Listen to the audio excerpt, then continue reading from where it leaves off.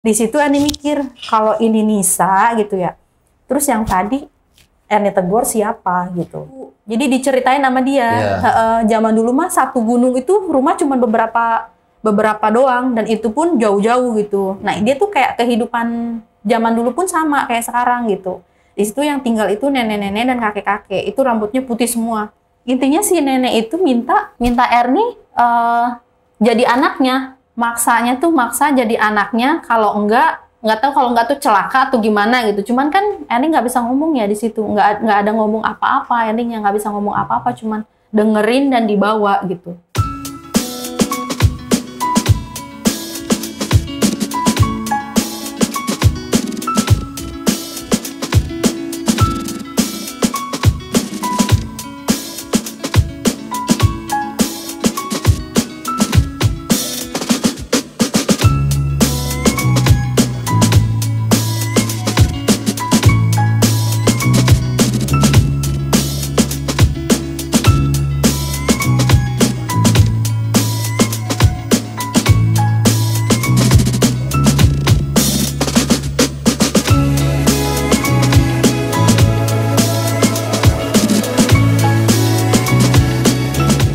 Assalamualaikum warahmatullahi wabarakatuh. Jumpa lagi dengan saya, Ale, host Jejak Backpacker. Dalam obrolan misteri Jejak Backpacker kali ini, saya sudah kehadiran seorang narasumber yang pernah mengalami kejadian mistis pada tahun 2018 lalu. Bagaimana kisah selanjutnya? Saksikan setelah OMG yang satu ini.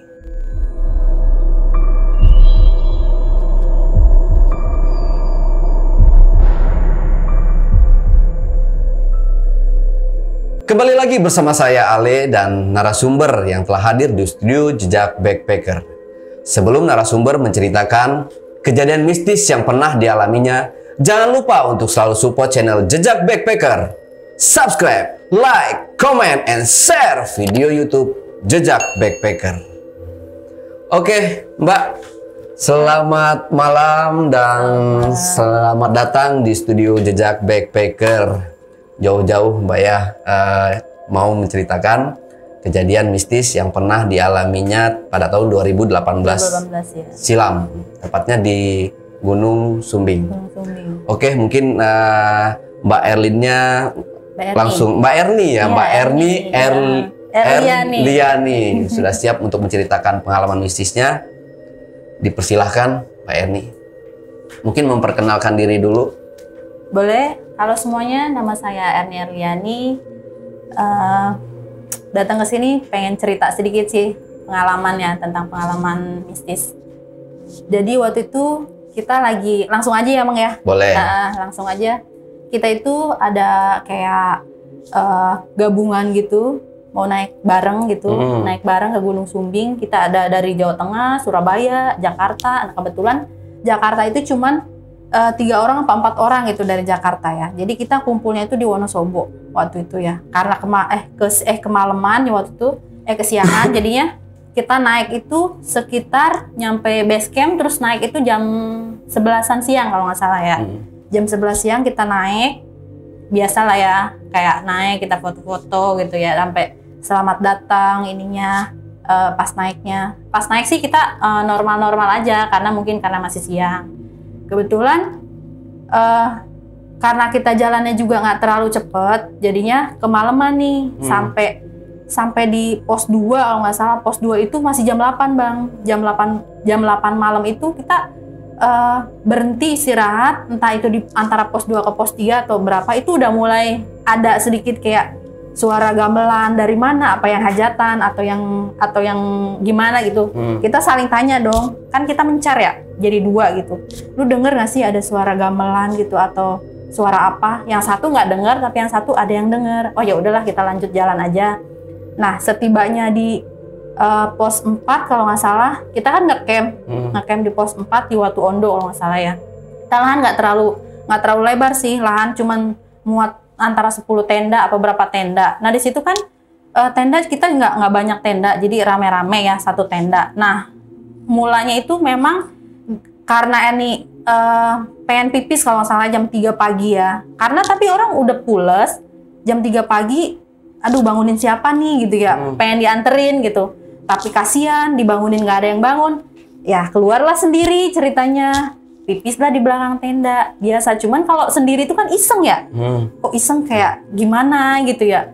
Akhirnya ya udah setelah pipis kok berasa berat banget gitu ya. Ada apa sih gitu. Ya udahlah namanya ya udah di hutan gitu ya. Ya udahlah kita kayak biasa lagi aja gitu. Nggak ada gangguan sih memang. Nah pas udah kita muncak, nah pas siang-siang itu kita muncak rame-rame kita summit kan ya. Pas summit itu kita ketemu di kayak savana gitu. Kalau Sumbing kan sebelum ada kuburan juga kan di situ. Ada savana di situ, ada bebatuan. Nah temannya Erni itu yang cewek ceritanya istirahat di situ bang. Ada 2 orang sama cowoknya istirahat.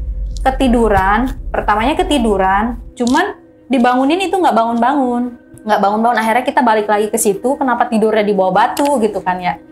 Pas itu ya udah setelah dibangunin setengah jam deh itu baru dia sadar kok kayak sadarnya tuh kok di mana nih gue gitu ngomongnya kayak tidurnya tuh kayak bukan tidur sebenarnya mungkin ya. Cuman kita nggak ngalamin ya. Ya udah akhirnya setelah muncak nyampe tenda lagi kita kesorean juga. Nah itu jadi kita naik malam, turunnya pun malam. Nah yang lebih mistisnya sebenarnya malam pas kita turun. Nah pas kita turun itu seperti biasa kita packing tenda semuanya ke maghriban. Akhirnya kita nunggu maghrib dulu baru kita turun. Akhirnya kita turun jam 7 malam, turun ke bawah ke base camp. Di pos biasa, pos 3, pos 2. Nah antara pos 2 ke pos 1 kita itu 2 orang dari Wonosobo itu ada yang kesandung dan keseleo ya, keseleo kakinya. Akhirnya digendong dibawa ke bawah sama teman kita juga ya digendongnya. Nah setelah itu ini jalan cuman berdua ya. Ini jalan cuman berdua sama cewek dan itu pun baru kenal ya, namanya kita gabungan jadi kita baru kenal di situ. Setelah itu temen Erni yang dari Jakarta itu lewat bawa senter. Senternya sebenarnya senter yang diginiin dia yang bukan headlamp ya. Senter yang biasa, senter tangan. Ini jalan cuman berdua, dia main lewat aja. Nah ini sebut dong, Nis mau kemana sih? Jalan cepet amat, kata ini gitu. Dia ngomong kayak gini. Lagian kakak ninggalin, udah sebentar, udah setelah itu dia jalan-jalan aja ngucluk ya. Karena Ane pikir ya udahlah, pos 1 di bawah ini ya kan. Pos 1 di bawah udah biarin aja di jalan sendirian. Udah ini ikutin dia, maksudnya ini mau ngejar dia ya. Setelah nyampe ada kayak rumah, bukan rumah sih ya. Kalau sebelum pos 1 itu kayak tempat istirahat gazebo gitulah, tapi udah usang banget ya, udah rusak di situ. Nah ceritanya, Eni pikir kan dia udah nyampe di situ. Nah Eni pas nyampe, nurunin keril, terus Eni nanya sama temen yang udah nyampe, Nisa mana gitu kan ya? Oh Nisa sih kata dia gitu. Udah Eni turunin, Eni duduk. Setelah duduk nggak lama si Nisa ini datang bawa senter. Ucuk-ucuk nyamperin sebelah Erni kan, kak kok ninggalin sih dari tadi ngejar kakak nggak kejar-kejar. Nah di situ Erni kan, loh perasaan tadi dia tuh udah lewat gitu kan ya, dia tuh udah ngelewatin Erni, udah duluan pasti nyampe dan itu pun satu jalur, nggak mungkin dong Erni nggak ketemu dia gitu. Di situ Erni mikir kalau ini Nisa gitu ya, terus yang tadi Erni tegur siapa gitu, yang Erni tegur. Erni di situ baru nyender mikir tuh. Kira-kira siapa? Itu udah pas udah mikir begitu udah Erni nggak inget. Abis dari situ nggak inget, entah kesurupan lah, kalau kata teman kan kesurupan ya. Di situ lama sih, dia bilang lebih dari setengah jam sampai datengin 2 orang yang dari bawah, maksudnya biar nanganin Erni gitu ya, biar sadar kayak gimana. Akhirnya setelah setengah jam atau berapa menit lah Erni nggak nge ya. Pas Erni bangun itu kan udah basah semua ya, Erni nggak tahu diapain. Itu baju udah basah semua dan ini udah pada sakit, perasaan badan itu pada sakit gitu ya. Setelah bangun orang BC-nya nawarin kan mau digendong, Erni bilang nggak usah, Erni bisa jalan sendiri gitu ya. Nah udah jalan sendiri ke bawah di BC, kita nginep di BC. Nah di BC juga karena udah kejadian kayak gitu kali ya, ke bawah tuh jadi kayak Erni tuh kayak nggak kelihatan nggak jelas gitu loh, kayak linglung nggak gitu ya. Linglung kok kayak kata temannya nih, kenapa sih gitu kan ya? Nggak tahu, Ani bilang gitu. Lu dari mana? Nggak tahu gitu. Jadi kayak orang linglung, kayak orang lilung sampai rumah, sampai kosan juga. Itu sampai seminggu sampai kosan. Seminggu sampai kosan itu nyampe rumah malam. Ani biasanya kan kalau abis naik kayak gitu nggak bisa langsung kosan sendiri ya, tidur sendiri nggak bisa. Biasanya nginep. Kalau ini karena pagi, dipikir datangnya pagi kan sampai Jakarta, udahlah pulang ke kosan. Nah malamnya itu jadi kayak ini tidur gitu ya. Nggak tahu ya kalau orang bilang mah kalau setengah tidur tuh apa ya namanya ya? Kayak kita tidur ayam lah gitu. Tidur ayam kali ya. Jadi kayak ini tuh kayak dibawa diceritain. Jadi kayak jadi dulunya itu di situ itu yang Erni pipisin. Bukan yang Erni kesurupan di situ, yang ketemu teman Erni itu. Dulunya tuh itu rumah, itu ada 2 rumah, satu di bawah, satu di atas. Nah yang ninggalinnya itu nenek-nenek sama kakek-kakek. Itu berdua yang ninggalin, tapi yang rumah atas. Nah yang rumah bawahnya itu entah siapa ya, pokoknya kalau zaman dulu mah apa ya, rumah kan jauh-jauh ya di hutan satu. Jadi diceritain sama dia, zaman dulu mah satu gunung itu rumah cuma beberapa doang, dan itu pun jauh-jauh gitu. Nah dia tuh kayak kehidupan zaman dulu pun sama kayak sekarang gitu. Di situ yang tinggal itu nenek-nenek dan kakek-kakek. Itu rambutnya putih semua nenek-neneknya itu. Dia cuman ngambil kayu dan kenapa masih ngikutin Erni gitu kan. Jadi dia pikir dia bilang gini, mau jadi anak saya nggak, dia bilang gitu. Di dalam Erni nggak tahu itu tidur atau enggaknya, setengah tidur. Mau jadi anak saya nggak, dia bilang. Anak saya nggak punya anak, dia bilang. Saya nggak punya anak. Kamu mau jadi anak saya nggak? Kamu orang baik. Nah di situ Erni tuh kayak pengen, ini mimpi bukan sih gitu kan? Ini mimpi bukan sih? Tapi masih di gunung gitu. Tapi Erni tuh masih di dalam alam bawah sadar itu, di sana, di Sumbing masih gitu. Itu berapa hari tuh masih di Sumbing. Setiap malam tuh kayak gitu. Jadi bangun kita nyebut astagfirullahaladzim. Kenapa sih masih di sana? Abis itu udah bangun jam 1, jam 2 nggak bisa tidur lagi. Sampai pagi Erni sampai seminggu itu begadang terus, sampai akhirnya nelpon biasa ya, nelpon mama gimana nih gitu kan ya, aku masih kayak gini gitu. Kata mama ya udahlah, coba baca-baca aja sebelum tidur. Kalau enggak, kalau kamu lagi dibawa kayak gitu, coba sih ngomong gitu loh. Nggak bisa kalau lagi kayak gitu kan, nggak bisa, kita nggak sadar gitu kan. Intinya si nenek itu minta Erni jadi anaknya, jadi anak dia gitu kan. Kalau nggak mau, jadi gimana ya, maksa jadi anaknya. Kalau nggak tahu, kalau nggak tuh celaka atau gimana gitu. Cuman kan Erni nggak bisa ngomong ya di situ, nggak ada ngomong apa-apa. Erni nggak bisa ngomong apa-apa, cuman dengerin dan dibawa gitu. Sampai seminggu, sampai akhirnya kita kayak yasinan apa, maksudnya biar dia balik gitu loh. Ya udah kalau memang ikut ke rumah atau ini, ya udah biar balik gimana nih? Soalnya kan Erni cuma dalam hati, kita beda alam gitu loh. Kita hanya mengunjungi dia aja. Kalau dia ikut ke sini ya silahkan balik lagi gitu aja kalau Erni mah. Jadi si nenek sama kakek itu mendatangi hampir setiap malam ya, mendatangi lewat kayak seperti mimpi lah gitu ya, boleh dibilang kayak gitu. Atau kalau sekarang itu kan apa disebutnya itu ya?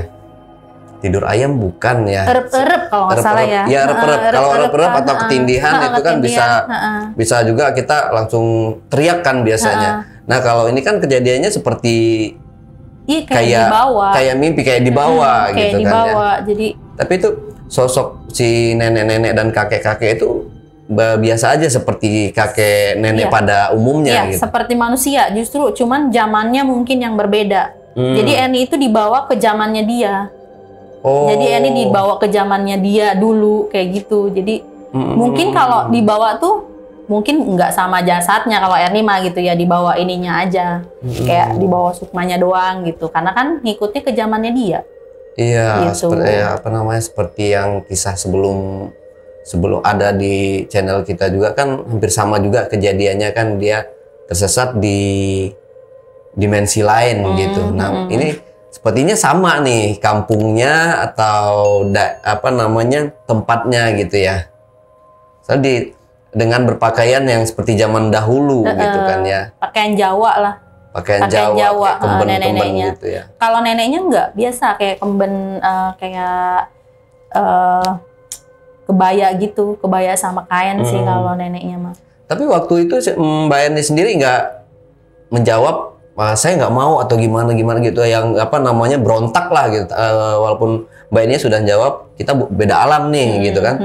Tapi di situ Mbak Erni tuh ada kira-kira berontak hebat atau gimana dalam di erep-erep ya? Kalau di erep-erepnya itu nggak berontak, justru karena mereka nyeritainnya. Sini gue bawa gitu kan ya. Dulu kehidupan tuh kayak gini gitu ya. Cuman dia kayak mau nggak jadi anak saya gitu loh. Cuman batin doang sih enggak. Batin doang enggak. Tapi kita nggak bisa ngomong. Kita nggak pengen ngomong enggak pun nggak bisa. Cuman dalam hati doang gitu. Kita nggak bisa ngomong kayak gitu. Dari kejadian itu seminggu setelah itu nggak ada kejadian lagi. Kalau seminggu setelah itu nggak ada. Kalau kejadiannya pas sumbing setelah seminggu selesai. Biasanya kalau kita udah bilang ya udah kembali aja. Soalnya kan kalau Erni naik itu biasanya ada aja gitu loh yang entah ngikutin lah, entah di perjalanannya kayak gimana. Sering banget kayak gitu. Jadi kayaknya Erni udahlah udah biasa gitu. Cuman kitanya yang penting bisa biar dia kembali lagi ke asalnya gitu. Karena udah terlalu sering kayaknya Erninya kayak gitu.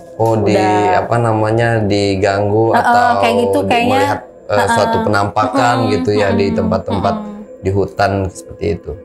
Cuman kalau yang nenek itu karena masih terganggunya tuh karena dia mintanya tuh nggak cuma sekali 2 kali gitu loh, yang bikin Erni terus merinding lagi. Kenapa sih gitu kan ya? Kayak gitu sih. Oke lah, kalau mungkin misalkan si nenek sama kakek itu punya anak cowok gitu kan, mungkin bisa buat jadi mantu gitu kan. Kalau ini enggak, justru dia pengen jadi anaknya gitu loh. Dia pengen jadi anaknya di zamannya dia. Oke. Kalau saya ketemu kayak gitu, saya mungkin apa ya? Saya melakukan sesuatu hal ya mungkin ya itu tadi ya apa namanya, sama-sama kita berdoa gitu kan ya, sama minta pertolongan sama yang itu di atas. Itu wajib sih kayak gitu. Oke, mungkin ada yang mau ditambahkan lagi Mbak Erni ceritanya? Atau sudah cukup? Kalau pengalaman kayak gitu sih agak ada beberapa sih ya, yang maksudnya yang kayak pengalaman kecil atau pengalaman di rumah. Oke. Kalau memang nanti ada, bisa mungkin diceritakan nanti atau lain kali Mbak Erni ya. Oke, terima kasih. Saya mau tutup dulu.